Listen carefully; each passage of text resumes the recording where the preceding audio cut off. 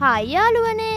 අද මං අරගෙන ආවේ දැක්කහම මස් කරියක් කියලාම රැවටෙන මස් කන්නේ නැති අයටත් හරියටම මස් කෑවා වගේ දැනෙන සුපිරිම කෑමක්. මේ රසම රස හතු කරියක දැක්කහම ඔයාලටත් බඩගිනි වුණා නේද? ඉතින් කලාතුරකින් වුණත් හතු ගෙනාපු වෙලාවක ඔයාලත් මේ විදිහටම හදලා බලන්න. හැමෝම ආසාවෙන් ඉල්ල කයි. එහෙනම් එන්නකො යාළුවනේ මාත් එක්ක මේ සුපිරි කරියක හදන විදිහ බලන්න. මුලින්ම අපි මේක රස කරන පහේ ටික බෙදගෙන ඉන්න ඕනේ යාළුවනේ. ඒකට මම පෑන් එකක් ලිපේ තියලා මිරිස් කුඩු වලින් මේස හැඳි දෙකක් දාගන්නවා. ඒ වගේම 3-5 කුඩු තේ හැඳකුත් එකතු කරනවා. දැන් මේ ටික හිමිහිට කලවම් කරගමු. මෙතනදී අනිවාර්යයෙන්ම ලිපේ ගින්දර අඩු කරලා තමයි අපි මේ ටික බෙදගන්න ඕනේ. නැත්තම් කර වෙන්න පුළුවන් යාළුවනේ.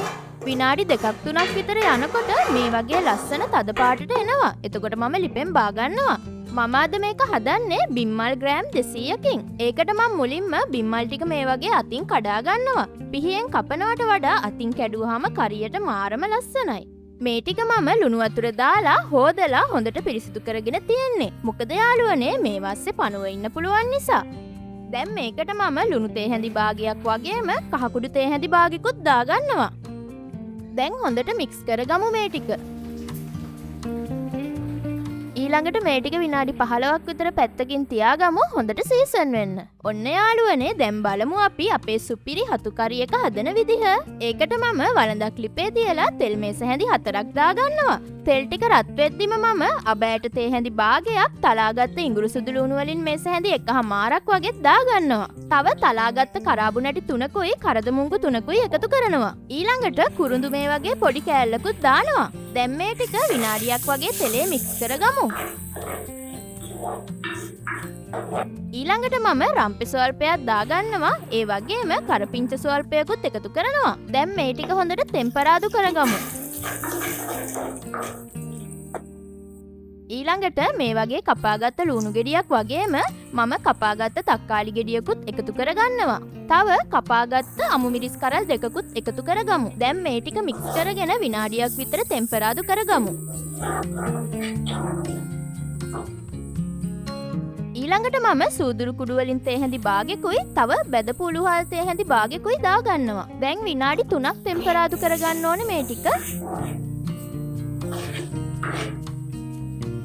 දැන් තමයි අපේ කරියට නියම පාට එන්නේ. අර කලින් බෙදගත්ත මිරිස් කුඩු 3-5 කුඩු ටික මම දැන් දාගන්නවා. ඒ වගේම බෙදපු 3-5 කුඩු මේස හැඳි 3කුත් දාගන්නවා. දැන් ලිපේ ගින්දර අඩු කරලා මේ ටික හොඳට මික්ස් කරගන්න ඕනේ. ඔයාලත් මේ පහේ ටික අනිවාර්යයෙන්ම එකතු කරගන්න යාළුවනේ. එතකොට තමයි හරියටම අර මස් කරියක තියෙන රසට අපිට මේක හදාගන්න පුළුවන් වෙන්නේ. ඊළඟට මේ පේස්ට් එක තෙලෙන් හොඳට බැදෙන්න මම තව තෙල් මේස හැන්දක් වගේ දාගන්නවා. දැන් විනාඩියක් විතර මේ ටික ටෙම්පරාදු කරගමු. බලන්නකො මේ පේස්ට් එකේ තියෙන ලස්සන තද දුඹුරු පාට. ඔන්න දැන් අපි අර සීසන් කරගත්ත හතු ටික මේකට දාගමු. දැන් ආයෙත් මේ මසාලා එක හැමතැනම ගෑවෙන්න කලවම් කරගමු. ඊළඟට ලිපේ ගින්දර අඩු කරලා මේක පියනෙන් වහලා විනාඩි 2-3ක් වගේ හොඳට කුක් කරගන්නවා මම. දැන් පියන ඇරලා බලමු. දැක්කද හතු වලින් වතුර ටිකක් ඇවිල්ලා නියමෙටම බැදිලා තියෙන විදිය. දැන් හොඳට මික්ස් කරගමු මේ ටික.